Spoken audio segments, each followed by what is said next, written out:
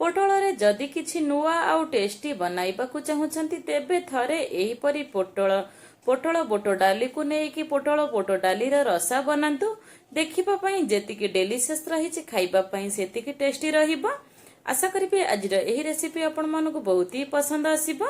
चलंतु एबे डेरी न curry recipe start करिबा।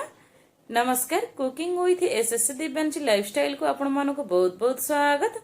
पोटल रसा बनइबा पई का मुडी 400 ग्राम रो पोटल नै जाईची। मुडी 400 ग्राम रो फ्रेश पोटल को नै जाईची। एमती आर ऊपर चोपा को हमें काढ़ी नबा। मुठे एमती नाइफ साहाय्य ऊपर चोपा को एठी काढ़ी नउची। मुठे एमती ऊपर चोपा को काढ़ी नेइची। एमती एठी मु काटी नउची। मुठे गोटे पोटल को एमती 3टा पीसेस करी काटी नेइची। एमती सेम प्रोसेस रे सब गुडा को पोटल को हमें बेठी काटी नबा। आपण माने आपण मानक हिसाब रे को भी शेप देई काटी परिबे। मुठे सब गुडा को पोटल को एमती काटी नेइची। मु बेठी एमती सब गुडा को पोटल को एठी काटी नेइची। मुठे 2टा आलू दे देइची। आलू ऑप्शनल अछि, आपण माने स्किप करि परिबे। मुठे एमती आलू रो चोपा छडेई कि आलू को एठी काटी नउची। मुठे एमती आगो आलू को चोपा छडेई नेइची। एमती चोपा छडेई कि मु बेठी आलू को काटी नउची। एमती मु आलू को काटी नेइची। चलंतु गोटे कड़ाई गरम करि नबा। मुठी गोटे कड़ाई गरम करि नेइची। 4 ରୁ 5 ଚାମଚ रो मु बेठी देई देइची सोरिष तेल।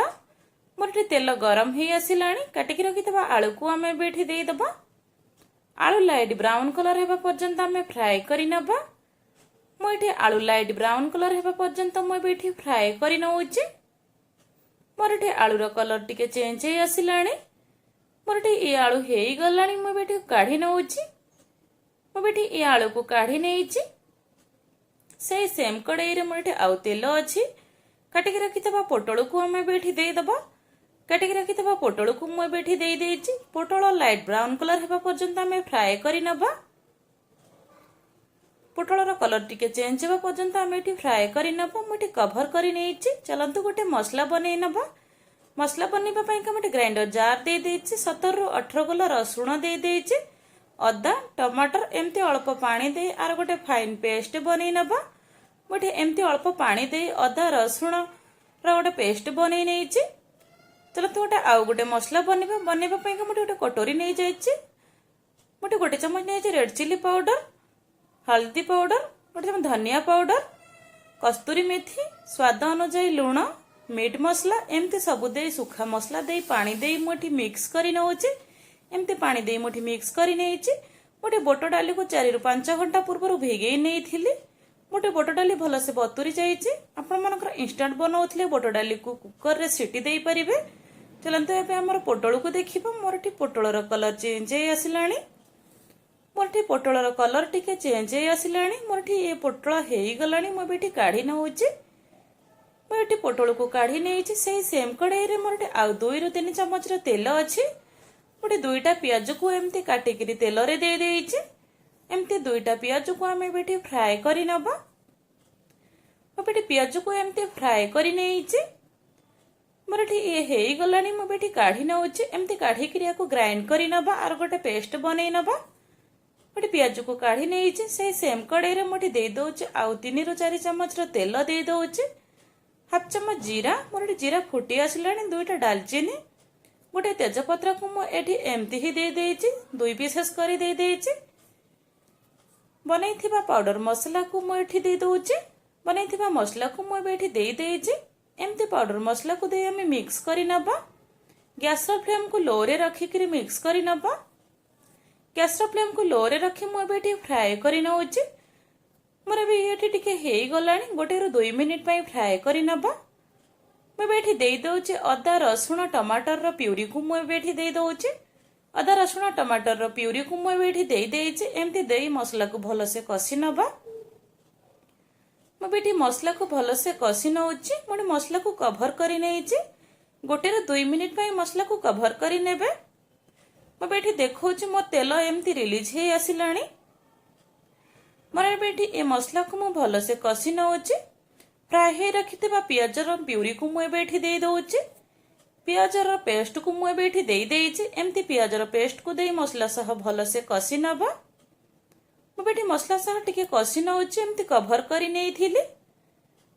मोर एबे ये मसला टिके हेई आसिलाणी एमती मसला को 4 ରୁ 5 मिनिट पर्यंत टिके भल से कषि नबा गोटे 4 ରୁ 5 मिनिट पर मसला को भल से कषि नहीं मोर मसला हेई गलाणी रखिथिबा बोट डाली को आमे बेठी देई दबा रखिथिबा बोट डाली को मु बेठी देई देइछि एमती बोट डाली को देई मसला सह मिक्स करि नबा एमती बोट डाली को देई मसला सह मु बेठी मिक्स करि नेइछि फ्राई हे रखिथिबा आलू को आमे बेठी देई दबा फ्राई हे रखिथिबा आलू को मु बेठी देई देइछि एमती बोट डाली आलू को आमे 2 ରୁ 3 मिनिट पई कषि नबा 2 ରୁ 3 मिनिट पई मसला सह मु बेठी भल से कषि नेइछि एमती ही कषि नेबे भल से जमती कड़ाई रु छाड़ी जाउथबा एमती ही कषिबे बट 2 ରୁ 3 मिनिट पई कषि नेइछि मोटे गोटे कटोरी दे दोछि पानी दे दोछि मोटे जो मसला जार रे मो बेठी पानी दे देइछि आमे बे एई जगह रे पोटळ को यूज करबानी पोटळ को हमें पछरे यूज करबा जेतु पोटळ को हमें भाजी नेइछि मो बेठी एई जगह रे पानी दे देइछि कवर करि नउछि 7 ରୁ 8 मिनिट पई गैस रो फ्लेम को लो रे रखी कवर करि नबा मोटे 7 मिनिट परे देखौछि मोर एबे एमती ही अछि मो बेठी देखौछि मोर बोट आलू एबे एमती ही अछि मोटे गोटे बोट देखौछि मोर बोट केमती भल भाव रे सिझी जाइछि देखिकी जानि पारुथिबे गोटे बोट आलू को भल से फ्राई करि नेइछि आमे एबे एई जगह रे पोटळ को देई दबा फ्राई करि रखिथिबा पोटळ को मु बेठी देई देइछि फ्राई करि रखिथिबा पोटळ को मु बेठी देई देइछि एमती बोट डाली आलू सह भल से मिक्स करि नबा गोटे बोट डाली आलू सह भल से पोटळ को मिक्स करि नेइछि आ 2 ରୁ 3 मिनिट पई एमती टिके मसला सह टिके फ्राई करि नबा गोटे आ 2 ରୁ 3 मिनिट पई टिके फ्राई करि नेइछि एमती मु एठी टिके लटपटिया रखिबी बेसी ग्रेवी रखिबी नाही मोटे आवश्यक अनुसार पानी दे देइछि मु टिके लटपटिया रखिबी आपण मानको ग्रेवी पसंद तो आपण माने अधिक करी पानी दे परिबे आपण मानको केते ग्रेवी पसंद आपण से हिसाब रे दे परिबे गोटे कवर करि नउछि 4 मिनिट पई कवर करि नेइछि 4 मिनिट परे मु एबेठी देखौछि मोर एबे पोटळ बोट डाली एमती ही अछि मोर एठी एमती ही टिके ग्रेवी ही अछि मु एबेठी देखौछि मोर पोटळ बोट डाली एमती ही अछि ठंडा हेले भी टिके बहलिया हेइ जिवो मु एबेठी गोटे चमच दे दोछि गरम मसाला मोर एठी पोटळ बोट डाली रसा एठी पूरा बनी गला चलंतु एबे मु एठी गरम गरम सर्व करि नउछि एबे एठी पोटळ बोट डाली को गरम गरम सर्व करि नेइछि आपण आको घरे थरे बनांतु केमती लागिला आपण को अनुभूति मो सह कमेंट माध्यम रे शेयर करंतु आशा करूछि आज रे एही रेसिपी आपण मानु बहुत भल लागिथिबो मो वीडियो भल लागिले लाइक करंतु शेयर करंतु सब्सक्राइब करंतु फेसबुक पेज रे देखुथिले फॉलो करंतु थैंक यू।